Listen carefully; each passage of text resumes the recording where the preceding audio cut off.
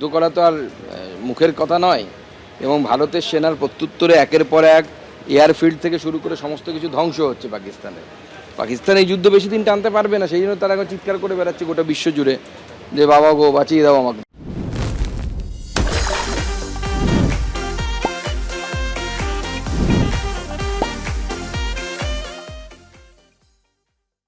এই যে সংঘর্ষ বিরতিতে রাজি হয়েছে দুই দেশ, সেখানে বলা হচ্ছে বিকেল 5টার পর থেকে আর কোন রকম সংঘর্ষের পথে দুই দেশ যাবে না, অর্থাৎ এইটা কার্যকর হচ্ছে বিকেল 5টার পর থেকে। আমাদের প্রতিনিধিরা দেশের বিভিন্ন প্রান্তে সীমান্ত বরাবর ছড়িয়ে রয়েছেন। কি পরিস্থিতি গতকালকের থেকে ছবিটা কতটা বদল হয়েছে সেইটা আপনাদের সামনে তুলে ধরার চেষ্টা করব। এটাও বিদেশ সচিব জানিয়েছেন বিকেল 3:35 পাকিস্তানের যিনি ডিজিএমও তিনি ফোন করেছিলেন ভারতের ডিজিএমওকে এবং সংঘর্ষ বিরতির জন্য আবেদন করেন, যাতে সম্মতি প্রকাশ করেছেন ভারতের ডিজিএমও।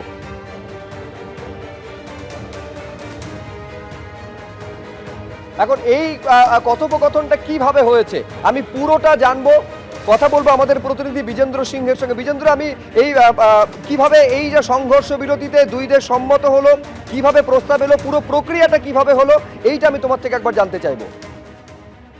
দেখো, এখানে যদি ভূমিকাগুলো আমরা দেখি, আমেরিকার একটা রোল ছিল। প্রথম থেকেই তারা কথা বলছিলেন দুই দেশের শীর্ষ নেতৃত্বের সঙ্গে, যেভাবে হোক ডিসকালেট হোক এবং যুদ্ধবিরতি হোক আমেরিকা চাইছিল। মধ্যস্থের ভূমিকা কিছুটা প্লে করেছিল সৌদি আরবিয়ার বিদেশ রাজমন্ত্রী এসেছিলেন দিল্লিতে, তারপরে তিনি গতকাল গেছিলেন পাকিস্তানে, তিনি আসিম মুনিরের সঙ্গে দেখা করেন। সব থেকে ক্রুশিয়াল ক্যারেক্টার হচ্ছে আসিম মুনির, যে পাকিস্তানের এখন আর্মি চিফ, তার হাতেই কিন্তু পুরো কন্ট্রোল ছিল, সেখান থেকে যুদ্ধটা সেই লিড করছিল। তো সেখানে এই দুটো রোল তো চলছিলই। তার মাঝখানে আজকে যখন দুপুরে প্রধানমন্ত্রী তার বাসভবনে 3 সেনা প্রধানকে নিয়ে মিটিং করছিলেন, সেখানে ডিফেন্স মিনিস্টার ছিলেন, এনএসএ ছিলেন, সিডিএস ছিলেন, সেই সময় নেক্সট স্টেপস গুলো ভারত কি নেবে সেটা প্ল্যান করা হচ্ছে। কেন আজকে সকালেই ভারতের তরফ থেকে বলে দেওয়া হয়েছিল যে পাকিস্তান বর্ডারের ফোর্স আরো বাড়াচ্ছে, এবং যদি পাকিস্তান আরো কোনো এসকালেটরি অ্যাকশন নেয় সেক্ষেত্রে তার দ্বিগুণ শক্তি থেকে ভারত প্রস্তুত রয়েছে জবাব দেওয়ার জন্য। তার আগে আমরা জানি তাদের 6টি এয়ারবেস অলরেডি গুড়িয়ে দেওয়া হয়েছিল, এবং এরপরেই দেখা যায় পাকিস্তানের তরফ থেকে প্রস্তাব আছে 3:30টার সময়, যে সময় প্রধানমন্ত্রী মিটিং করছেন সেই সময় এই প্রস্তাবটা আছে ডিজিএমওর কাছে। তাদের ডিজিএমও ফোন করেন এবং তারা একটা প্রস্তাব দেন যে তারা চাইছেন ডিএসকেলেট করতে, এবং ভারত তো প্রথম দিন থেকে বলছিল যে যদি পাকিস্তান ডিএসকেলেট করে তাহলে তারা আরো এগোবেন না, এটা নিয়ে তারা চাইছেন কি শান্তি থাকুক। যে অ্যাকশন ছিল নেওয়ার টেরর ক্যাম্পগুলোর জন্য, সেটা ভারত অলরেডি নিয়ে নিয়েছে। এবং তারপর দুই দেশের মধ্যে ডিজিএমওরা আলোচনা করেন এবং ঠিক হয় যে 5টা থেকে, অর্থাৎ আজকে 5টা থেকে সেটা অলরেডি লাগু হয়ে গেছে, সিজফায়ার লাগু হয়ে যাবে। এবং আমরা দেখলাম কিন্তু তার আগেই ডোনাল্ড ট্রাম্প টুইট করে জানিয়ে দিলেন কি দুই দেশ রাজি হয়েছে। Marco Rubio, secretary of state America, তিনিও জানিয়ে দেন কি দুই দেশ রাজি হয়েছে।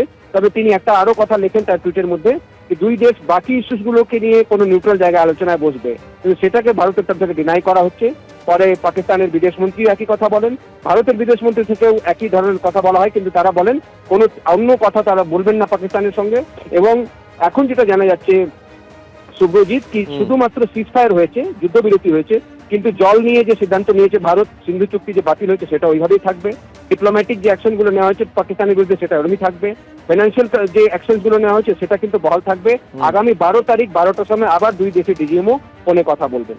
অর্থাৎ কূটনৈতিক তরফে যে সমস্ত সিদ্ধান্ত ভারতের তরফে নেওয়া হয়েছে পাকিস্তানের ওপর চাপ বাড়ানোর জন্য, সেটা সিন্ধু জলচুক্তি স্থগিত হতে পারে বা অন্যান্য বিষয় হতে পারে, সেক্ষেত্রে কোনো বদল ঘটছে না।